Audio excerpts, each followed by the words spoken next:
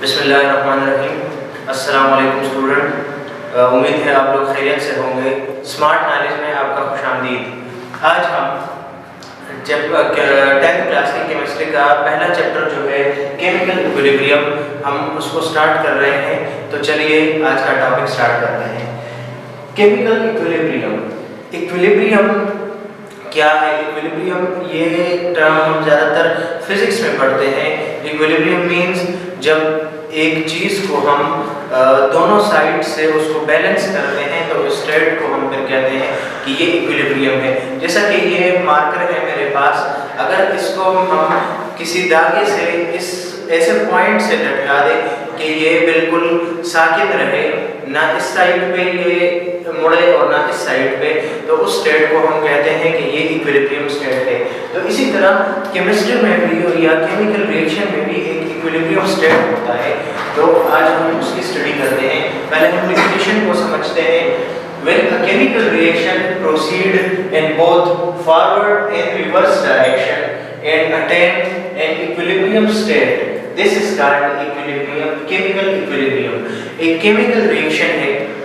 Chemical reaction में दो process होते हैं, एक उसमें फॉरवर्ड रिएक्शन होता है, दूसरा उसमें रिवर्स रिएक्शन होता है।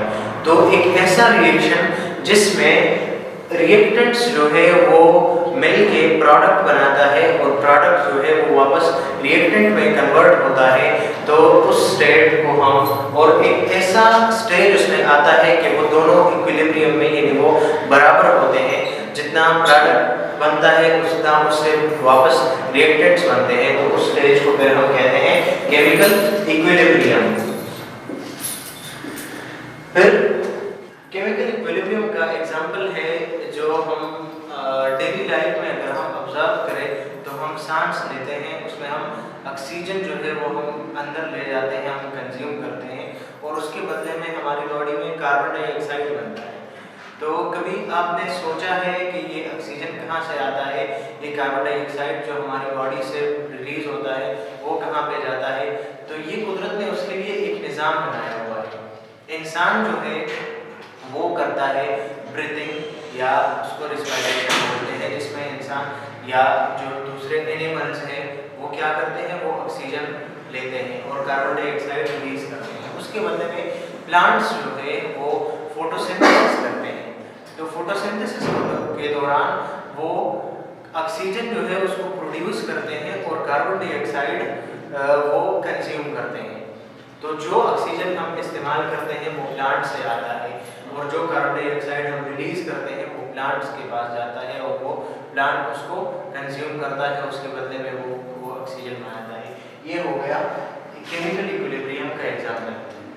अब आते हैं हम रिवर्सिबल रिएक्शन और इरिवर्सिबल रिएक्शन की तरफ। तो रिवर्सिबल रिएक्शन वो रिएक्शन है जो कि रिवर्स हो सकता है, जो कि फॉरवर्ड और बैकवर्ड दोनों डायरेक्शन में जा सकता है, प्रोसीड कर सकता है, उसको हम रिवर्सिबल रिएक्शन कहते हैं। उसका एग्जांपल है उसका हमारे पास ये छोटा सा हाइड्रोजन और आयोडाइड ये मिलते हैं, तो वो क्या बनाते हैं, वो हाइड्रोजन आयोडाइड बनाते हैं।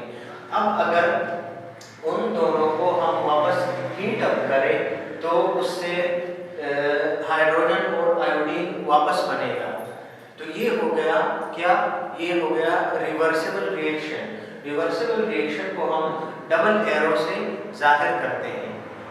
रिवर्सिबल रिएक्शन जो होता है, जिस रिएक्शन के बीच में ये डबल एरो है जो दोनों साइड पे पॉइंट आउट है, उसको हम कहते हैं रिवर्सिबल रिएक्शन। उसके बाद दूसरा है इरिवर्सिबल रिएक्शन। इरिवर्सिबल रिएक्शन नाम से जाहिर है वो रिवर्स नहीं हो सकता। जब रिएक्टेंट से प्रोडक्ट बन गए तो वो प्रोडक्ट वापस रिएक्टेंट में कन्वर्ट नहीं हो सकता, उस रिएक्शन को हम कहते हैं इरिवर्सिबल रिएक्शन। सेम वही एग्जांपल है, अगर हाइड्रोजन और आयोडीन मिलता है और उससे बनता है हाइड्रोजन आयोडाइड, तो अगर ये हाइड्रोजन आयोडाइड वापस हाइड्रोजन और आयोडीन में कन्वर्ट नहीं होता, यानी उससे उसका जो रिएक्टेंट है वो वापस नहीं बनते, तो इसका मतलब ये हुआ कि ये हो गया इरिवर्सिबल रिएक्शन। इसी तरह एक और एग्जांपल है इरिवर्सिबल रिएक्शन का, कार्बन डाइऑक्साइड CO2 और कैल्शियम ऑक्साइड CaO जब वो मिलते हैं तो वो बनाते हैं कैल्शियम कार्बोनेट। कैल्शियम कार्बोनेट जब वो बनता है तो अगर वो कैल्शियम कार्बोनेट को हम वापस अपने रिएक्टेंट में कन्वर्ट कर सकते हैं तो वो हो गया फिर रिवर्सिबल रिएक्शन। और अगर वो वापस अपने रिएक्टेंट में कन्वर्ट नहीं हो सकता तो फिर वो हो गया इरिवर्सिबल रिएक्शन। अब इक्विलिब्रियम जो है वो दो किस्म का है, एक को हम कहते हैं डायनामिक इक्विलिब्रियम और दूसरे को हम कहते हैं static equilibrium. Dynamics mean anything in motion. Dynamic का मतलब क्या है, कोई चीज़ जो कि मुसलसल हरकत कर रहा हो उसको डायनामिक कहते हैं। तो वो इक्विलिब्रियम जिसमें फॉरवर्ड और रिवर्स रिएक्शन दोनों हो रहे होते हैं तो उसको हम डायनामिक इक्विलिब्रियम कहते हैं। अगर हम कहें कि ये तो स्टेबल है, हमें नज़र नहीं आ रहा, तो ये ऐसे नहीं होता। वो हमें नज़र इसलिए नहीं आ रहा होता है क्योंकि रिवर्स और फॉरवर्ड रिएक्शन का जो रेट है वो सेम होता है। जितने अमाउंट में प्रोडक्ट बनते हैं उतने अमाउंट में रिएक्टेंट भी बनते हैं। उस वजह से वो हमें कोई विजिबल चेंज उसमें नज़र नहीं आता, लेकिन फिर भी उसमें इक्विलिब्रियम रहता है। वो रिएक्टेंट से प्रोडक्ट बनता है और प्रोडक्ट से वापस रिएक्टेंट बनता है, तो वो अपने बीच में एक इक्विलिब्रियम, एक हालत वो कायम करता है जिसको हम डायनामिक इक्विलिब्रियम कहते हैं। दूसरा स्टेट जो है वो है स्टैटिक इक्विलिब्रियम।